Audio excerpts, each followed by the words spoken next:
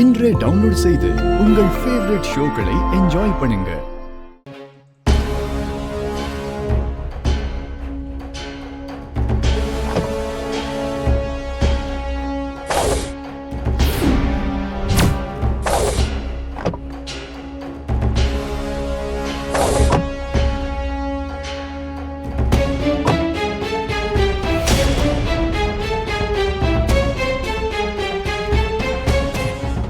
என்ன ஒரு பாஸ் என்னதும் யாரும் நினைச்சிங்களா? என்ன எதிர்பார்க்கலாம்ல? டேய், திரும்ப திரும்ப எங்களை முட்டாளாக்குறல்ல, இதுக்கெல்லாம் நான் உன்னை சும்மா விட மாட்டேன். முன்ன பின்ன தெரியாதவங்க எப்படி உங்களுக்கு இவ்வளவு பணத்தை கொடுப்பாங்கன்னு நீங்க யோசிக்கவே இல்லைல்ல. பணம் தரேன்னு சொன்னதும் வாயை பொழந்துக்கிட்டு ஓடி வந்திருக்கீங்க. பணம் எங்க இருக்கு? सजी पणा इधर है, आजा आजा।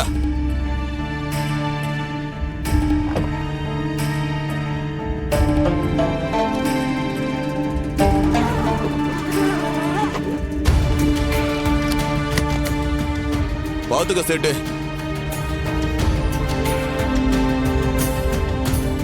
என்ன சேட்டு, 2 சூட்கேஸ்ல 50 கோடி ஓகே தானே? Okay sir. Doubt clear.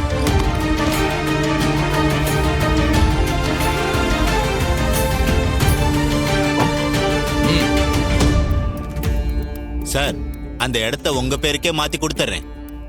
Register பண்ண போலாம் சார். வாங்க. சின்னத்த, நாங்க போய் ரெஜிஸ்ட்ரேஷன் முடிச்சிட்டு வந்துடுறோம். இங்கே இருங்க.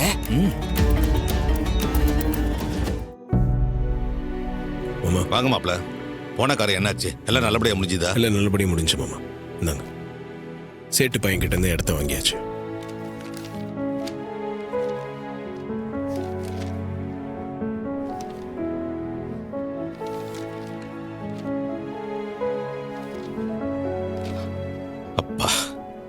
எங்க நம்ம இடம் கையை விட்டு போயிடுமோன்னு ரொம்ப கலக்கத்துல இருந்த மாப்ள. இப்பதான் நிம்மதியா இருக்கு. மாமா, ரிஜிஸ்டர் ஆபீஸ்ல நம்ம சின்னத்தையோட சேர்ந்து அந்த சிவனாண்டி சித்தப்பனை எப்படியாச்சும் இடத்த வாங்கிடலான்னு வந்திருந்தானுங்க.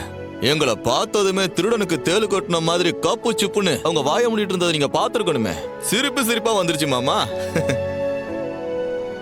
சித்தி இங்க இருந்துகிட்டே நமக்கு எதிரா எல்லா வேலையும் செய்யறாங்க. ஆனா அம்மா கிட்ட சொன்னா அவங்க எதையுமே நம்ப மாட்டேங்கிறாங்க.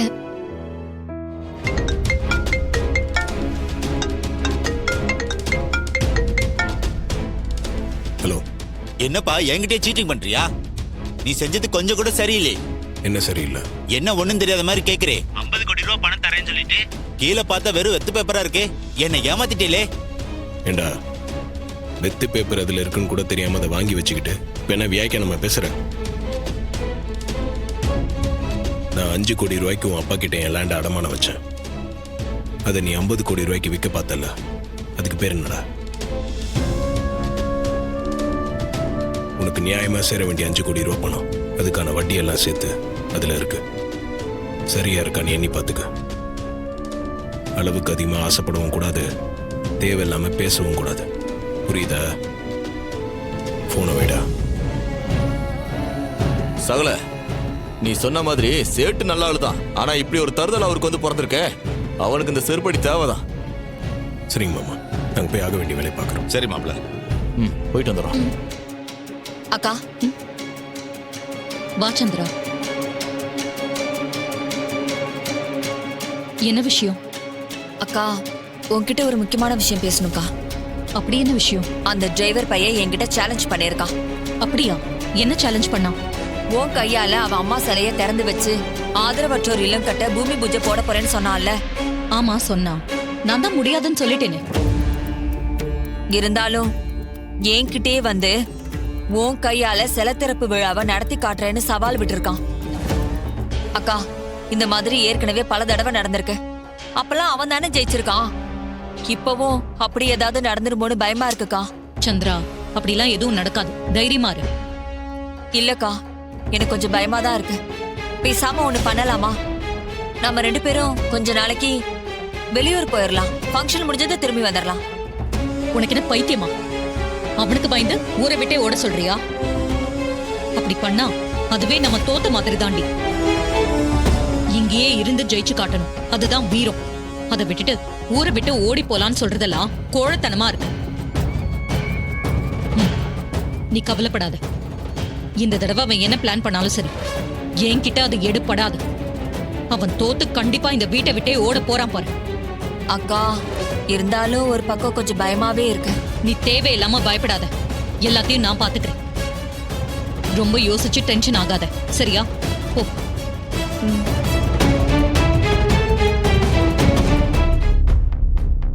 போச்சு போச்சு, எல்லாம் போச்சு. அந்த டிரைவர் பையன் மறுபடியும் நம்ம பிளானை காலி பண்ணிட்டான் சித்தப்பா. அவனே அந்த அல்லக்கை மயில ஏற்பாடு பண்ணி பணம் கிடைக்கிற மாதிரி செஞ்சு கடைசி நேரத்துல கால வாரிட்டான் பாருங்க. ஆமாம் அவனே, பணம் கிடைச்சிரும், அந்த இடத்த நம்ம பேர்ல மாத்திடலாம்னு நான் கனவு கண்டுகிட்டு இருந்தேன். நம்ம கனவுல அவன் மண்ணள்ளி போட்டான். அந்த சேட்டு பணம் கிடைச்ச சந்தோஷத்துல அவங்கிட்ட இடத்த கொடுத்துட்டு பணத்தை வாங்கிட்டு போயிட்டான். இப்ப ஏமாந்து போய் நிக்கிறது நாம தானே?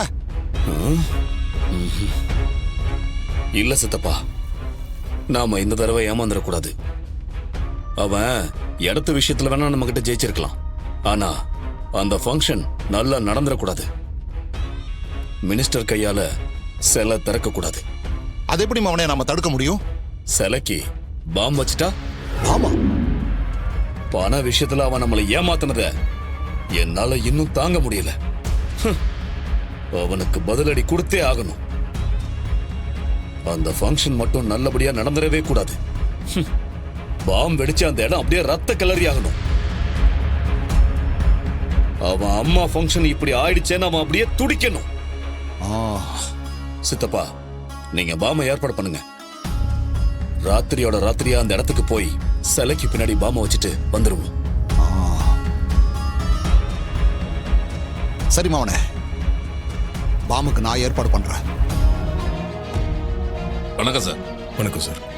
சார், என்ன சார் ஏதாவது பிரச்சனையா? பாம் ஸ்குவாடோட வந்திருக்கீங்க? அதெல்லாம் ஒன்றும் இல்லை சார். நாளைக்கு சென்ட்ரல் மினிஸ்டர் வராங்கல்ல, அதுக்கான பாதுகாப்பு ஏற்பாடுகளை கவனிக்கணும். இதெல்லாம் ஒரு ஃபார்மாலிட்டிஸ்க்காக தான். இந்த இடத்துல ஏதாவது பாம் இருக்கா இல்ல வேற ஏதாவது ஆபத்து இருக்கான்னு செக் பண்றதுக்காக தான் சார் வந்தோம். சரிங்க சார், பாருங்க. கான்ஸ்டபிள், நீங்க 2 பேரும் அந்த பக்கம் போய் செக் பண்ணுங்க. நீங்க 2 பேரும் இந்த பக்கம் போய் செக் பண்ணுங்க. இங்க பாருங்க, ஒரு இடம் விடாம தரவா செக் பண்ணுங்க. போங்க.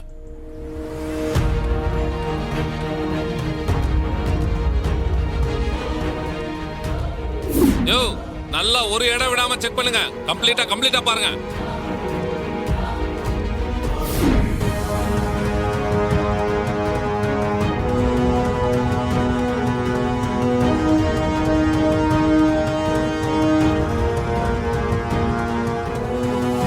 இந்தாங்கண்ணே, நீங்க சொன்ன மாதிரியே பண்ணிட்டு விட்டானே. சரிப்பா மவனே.